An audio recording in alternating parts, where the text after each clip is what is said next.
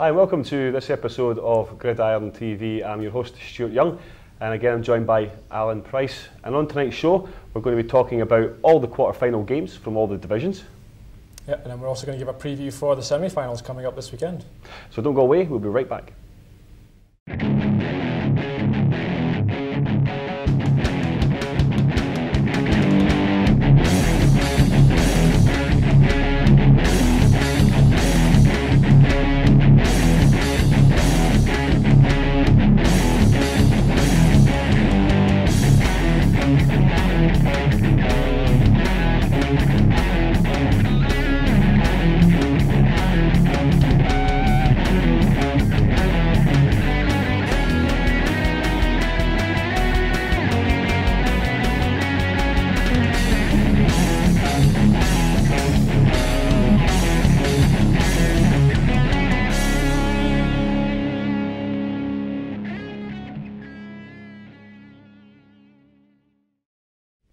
Hi, welcome back to Gridiron TV. Well, Alan, let's have a look and a rundown of all the quarter-final playoff games. Let's start with Division 2, and let's start north of the border. Let's start with the Edinburgh Wolves against the Chester Romans.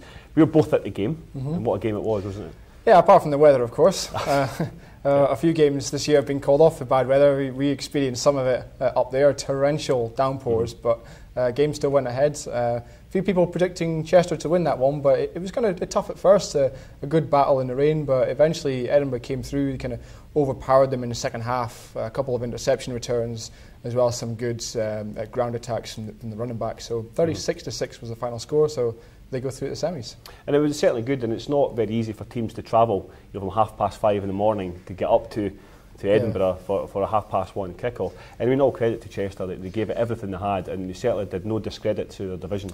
Yeah, absolutely. It's that time of year. They've worked hard all year, so one more game just to push you that last little bit. And like you said, a lot of teams will be facing these long trips, and there's teams going from London up to Glasgow. So you just have to kind of accept it. It's part of the playoffs. It's only the best teams make it to the playoffs, so they're the ones that will be capable of travelling long distances and still pulling out a victory. Absolutely. And we're glad to hear as well, actually, one of the Chester players collapsed on the touchline at the weekend as well, Jack Liffin. I spoke to Jack last night, and he's okay. So if anybody out there who wants to know how he is, he's back up again, and fingers crossed he makes a speedy recovery.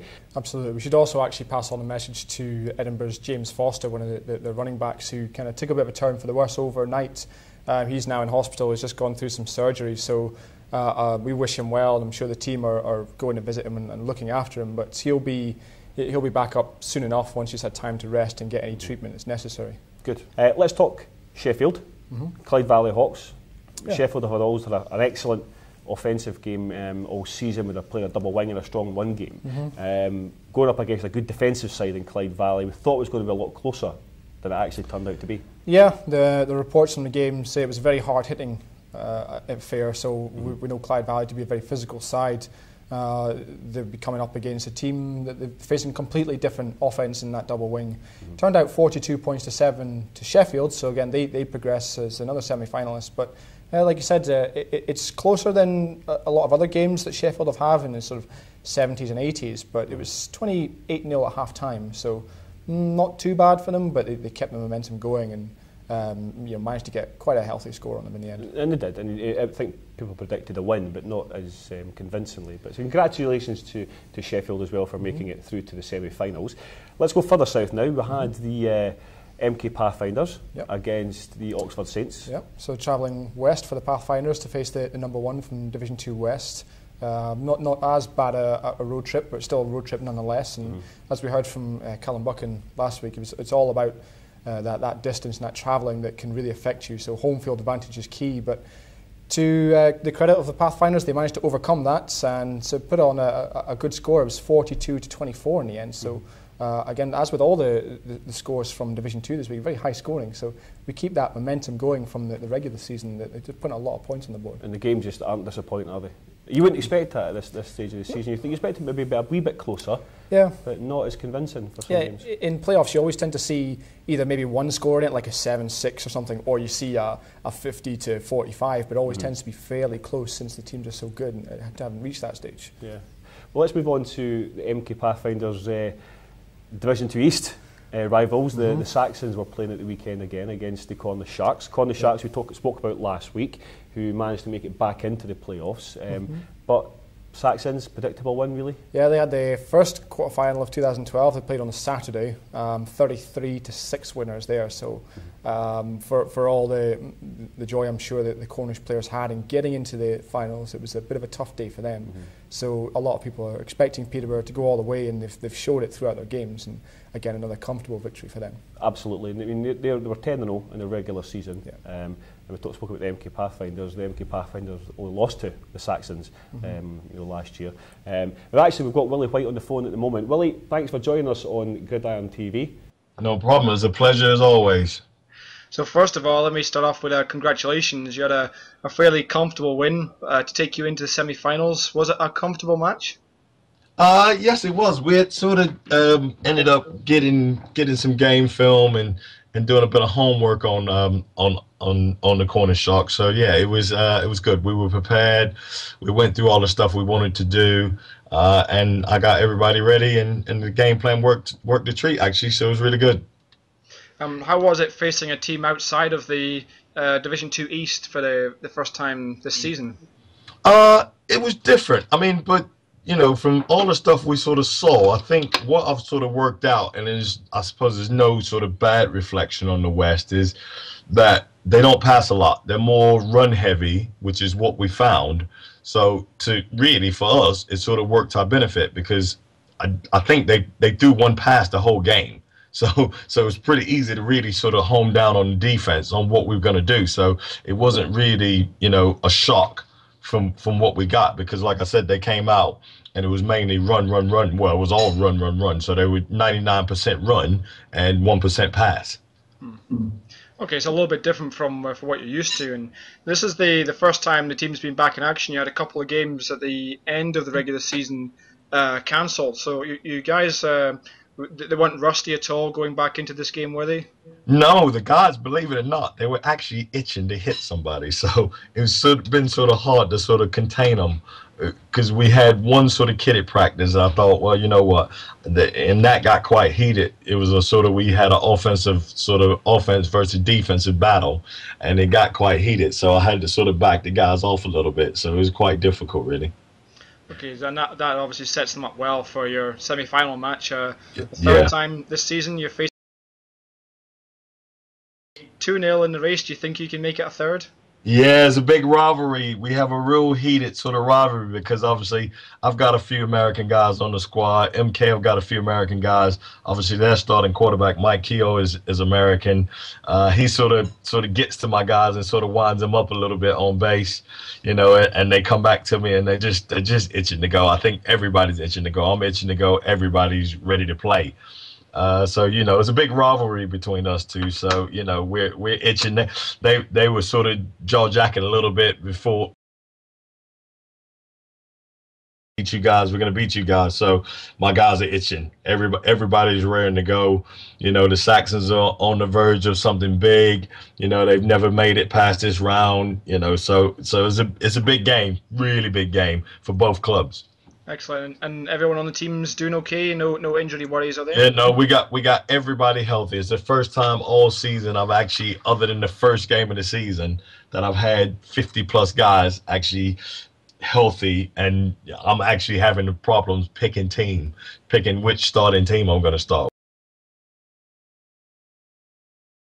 At the same time, it causes me a little bit of a headache. Absolutely, it's never a bad thing to have too much choice. But can you maybe go ahead and give us a little score prediction? Well, I don't know. See, I don't always like to go into these things, but you know, like I said, I'm gonna pick us being comfortable. So I don't know. I'd say us by 10 maybe. Okay, it's certainly shaping up to be a really exciting match. So I know that a lot of the country will be watching, and good luck to you, and we'll hopefully be able to speak.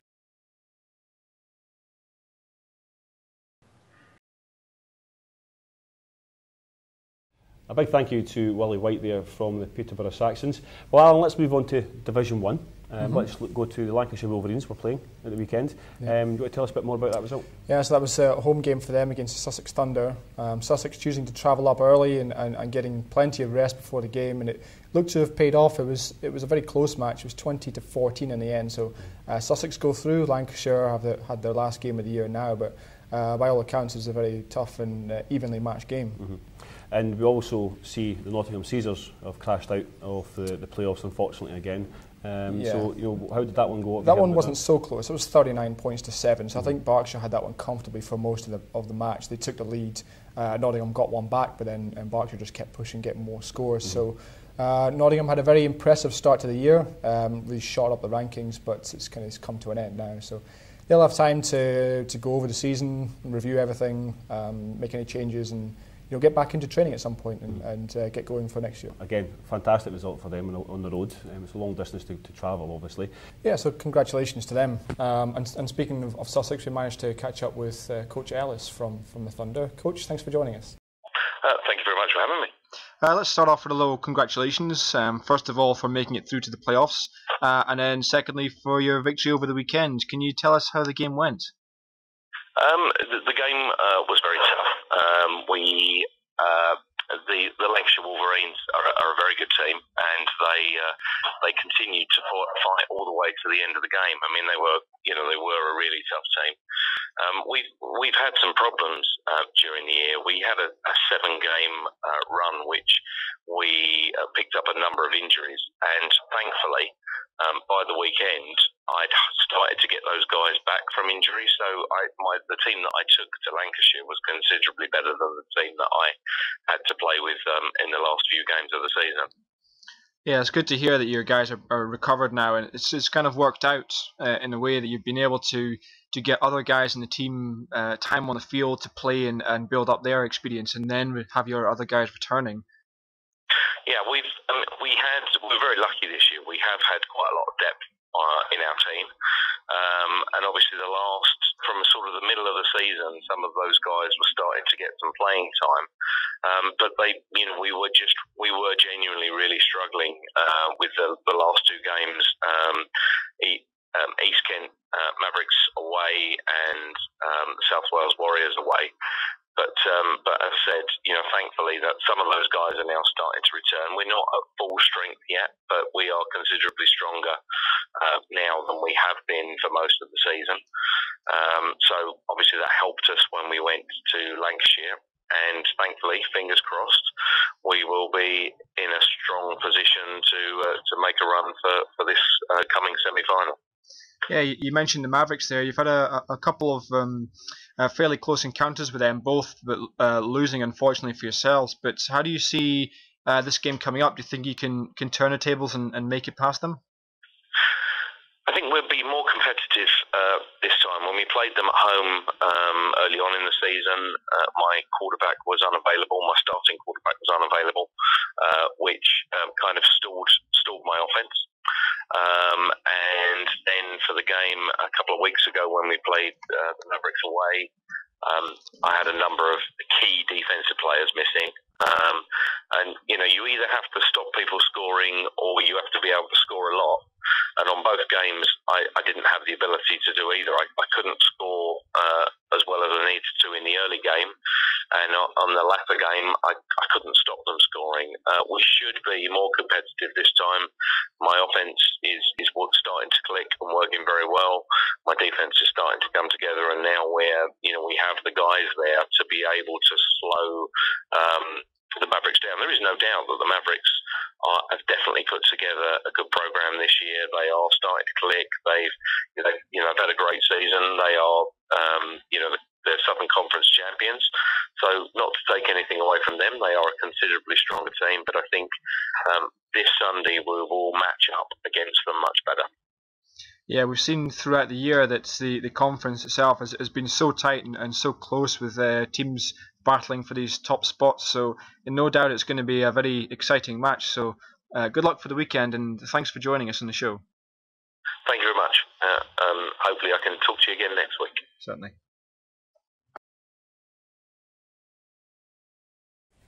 Hi, welcome back. We're now going to review the Premier games from the weekend. Alan, some really good games. We saw London Olympians, for instance, travelling to Tamworth Phoenix.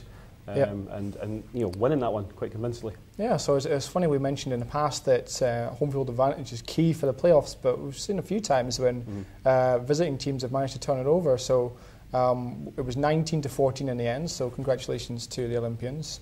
They'll make it back into another semi-final against the Warriors, so not exactly the best of rewards for winning a game to face such a difficult team, but nonetheless it's on the road, it's a victory, so I'm sure they're pleased for that. Absolutely, certainly Tamworth they've had a fantastic season, but you weren't really expecting the London O's maybe to topple the Phoenix. But does that just prove that the Premier South maybe that wee bit stronger than the North?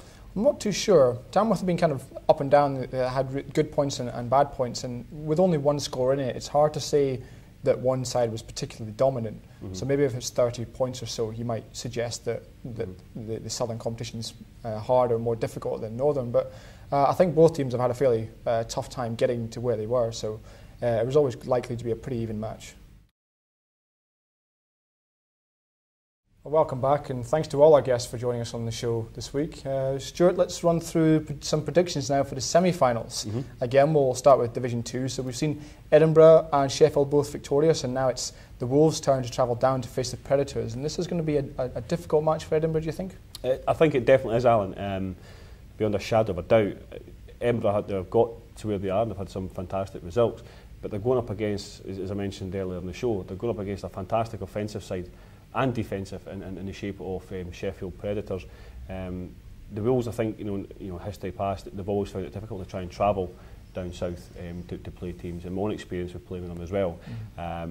But I just think this is maybe a step too far for the Wolves. I think they'll go down there and give Sheffield an excellent game. Don't get me wrong, they will never give up. I know these guys well, but I think Sheffield maybe just have too much for them, and I think they'll overturn the Wolves, and I think they'll make it to Sheffield. Okay, I think I'd have to say the same. I know that it's going to be a very closer match than what a lot of people think it will be. Edinburgh will no doubt give it everything and play a very tough game of football, but like you mentioned, it's maybe just one or two scores in it perhaps. So.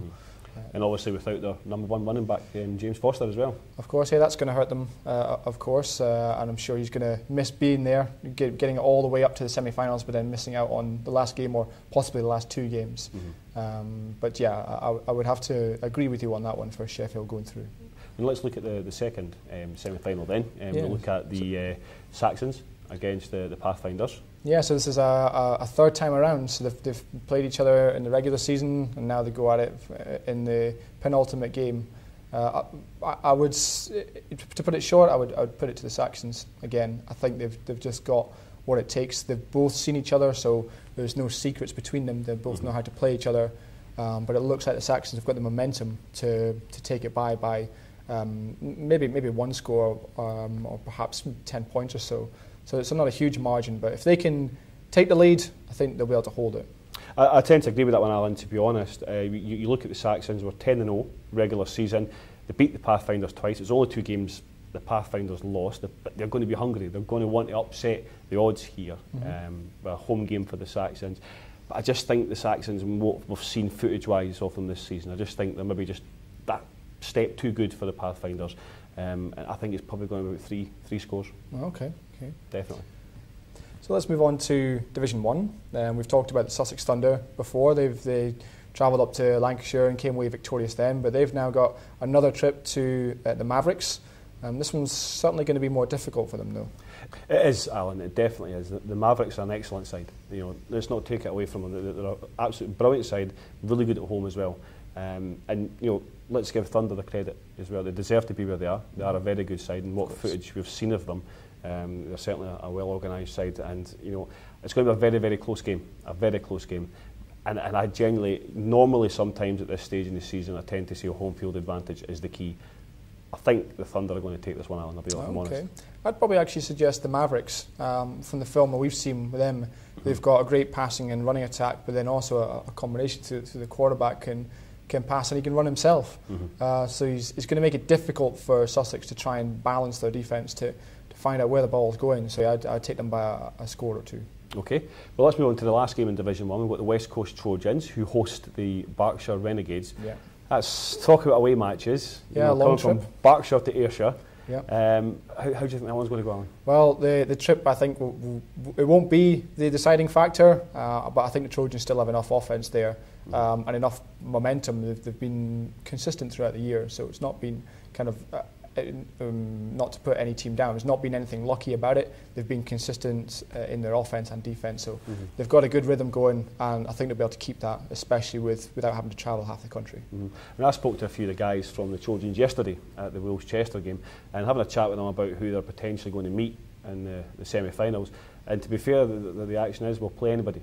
Yeah. I think they're very, very confident, but not cocky about it. I think that they're confident in their abilities, but I think again, I think the Trojans are going to take this one as well, Alan. I think 3 scores. The Trojans have been on fire, and for anybody to travel to Ayr, doesn't matter what part of the country you come from, it's a fortress. You just don't go there and steal a win. You can't. I just don't believe you can.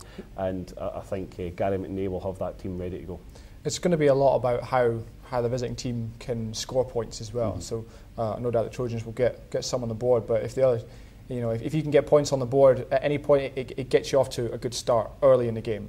Hopefully build momentum on top of that, but if you can't do that, then it's going to make it even more difficult. Absolutely. So let's go on to the Premier League. Let's start with the game north of the border. We've got to see the London Blitz travel to the East Kilbride Pirates. Yeah, so this is going to be a mouth-watering one, isn't it? Yeah, it's one we haven't seen in a while, and they've got good history between them. They have played each other in the past, and both teams have got a lot of GB players in there, so some fantastic talent between them. It's going to be a serious trip for London to travel that far, staying overnight beforehand as well. So no doubt it'll be a bit of a logistical nightmare for the staff of the Blitz. But they're used to travelling through to Europe and so on, so I don't see the travel affecting them as much as it would other teams, because the guys there are professional enough to know how to handle the strains it puts on them. That said, the Pirates are going to give them a very physical game, a very difficult team to beat. So it's going to be the one I'm most looking forward to, I think. I think you hit the nail on the head, Alan, about them coming up and resting. Blitz players are used to going to the continent. They're used to playing against top quality opposition in the Euro Bowl. Let's not mention the Blitz have done British football proud this season, getting to the quarterfinals against Berlin Adler and narrowly losing out in that game. So, congratulations again to the Blitz for that. You're right, it's going to be tough. You've got GB guys all over the pitch on Saturday, so we're going to see a quality game no matter what happens. Yeah. Do you know something? But I think being a home field advantage, I think the Pirates are going to steal this one by a score.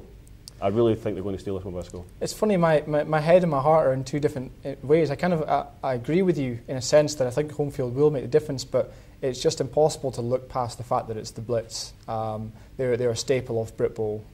They're so consistent, barring these minor slip-ups this year. They just, you have to think they're going to be in BritBowl somehow.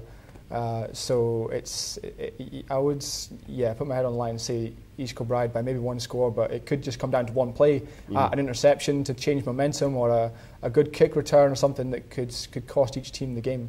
Absolutely. But let's move on to the second one. It's an all-London affair. We've got the Ricky Oobs team head down to the London Warriors. It's the London Warriors. Let's be honest, they've got the best, one of the best offences in the whole of the country. I can't see the London O's overturning that one, Alan. Yeah, like I said, Warriors again. You can't put it past them to not be in BritBowl. And the two teams know about each other. They've seen each other before, so there's no real surprises there. But again, I think the Warriors have the consistency to just overpower them eventually at some point in the second half, probably. So they could get a couple, two, possibly 3 scores. I don't doubt for 1 second the Warriors will take this with a pinch of salt. I think they will be well prepared. They'll know the London O's very well at the back of their hands, and people who are out there who know Ricky Oob, who will have that team drilled to the finest detail, and they'll be watching game footage and studying the Warriors. So if anybody could cause an upset, Rick could potentially have the London O's ready to go. And it's been a while since they've been in BritBowl, so they'll be desperate to get back there and prove that they are a class organisation. And have turned things around and back to their former ways. I think it's going to be close though. I'm going to go maybe a 2-score for the Warriors. I don't think London O's will give up anything too easily. They'll have a smell of the finals now, and I think they'll want to try and get back on to their successes that they had many years ago in British football. So I say 2 scores to the Warriors. Okay, 2 scores. I'd actually agree with you there. So again, You know, good luck to all the teams playing this weekend. We hope to hear some exciting football coming from every match. If you want to keep in touch with the games, you can always do it through Gridiron TV. First of all, you can go to our Twitter page where you can get live score updates, and that's just at Gridiron_TV. And we're also on Facebook. Just go into Facebook and just type in Gridiron TV. You can also go to our website, www.gridirontv.co.uk, where you can find out information about this weekend's games, as well as all our previous episodes and previous scores. And also we're on email. If you want to drop us an email, ask us any questions, you can message us at gridirontv@gmail.com. Well, from myself and from Alan, we'd like to thank you for joining us again this week on Gridiron TV. Again, good luck to all the teams involved in this weekend's semi-finals. And from us here at Gridiron TV, thanks for watching. Good night.